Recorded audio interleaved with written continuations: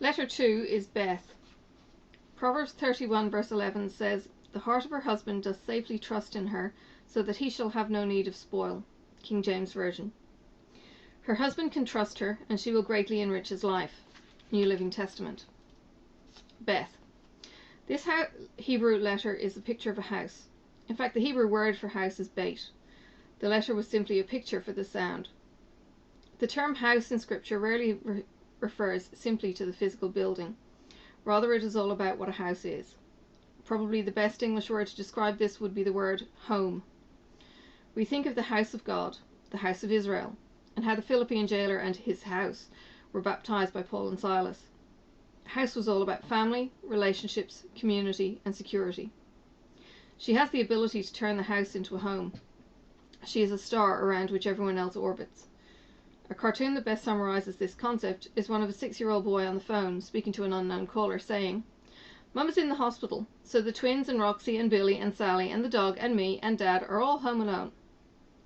I'm reminded of the film Primary Colors, in which several of the characters one night at a barbecue restaurant in a Southern American state begin to reminisce about their mothers.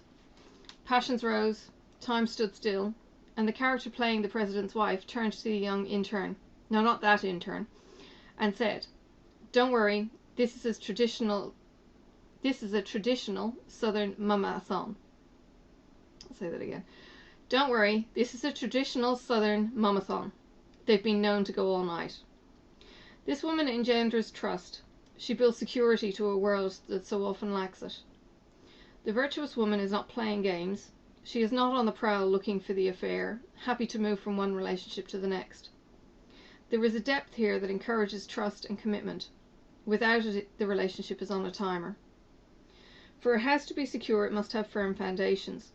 She was not so desperate to find a mate or build a family that she fast-tracked the construction in a similar way to the foolish man Jesus spoke of when he built his house on sand. I think in our relational world, who we are is the foundation on which we should build. Regardless of gender, if we think we will discover ourselves or become healthy as a person by getting married, then we have simply brought an unhealthy foundation into marriage. Good marriages, healthy marriages, are all about two healthy people getting together. We are all, of course, on a journey of recovery, yet there is a time when the primary job is getting right on the inside first, before the secondary job of finding a lifelong partner and building a house together. So the virtuous woman has done this. She is who she is. She has dealt with baggage, discovered herself, and connected with God.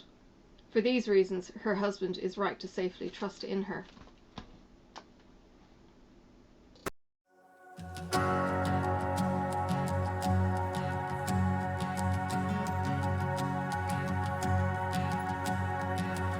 Who am I that the highest king would welcome me? I was lost, but he brought me in. Oh, his love for me. Oh, his love for me. Who the sun sets free, oh, is free indeed. I'm a child of God, yes I am. Free at last, he has ransomed me, his grace runs deep. While I was a slave to sin, Jesus died for me. Yes, he died.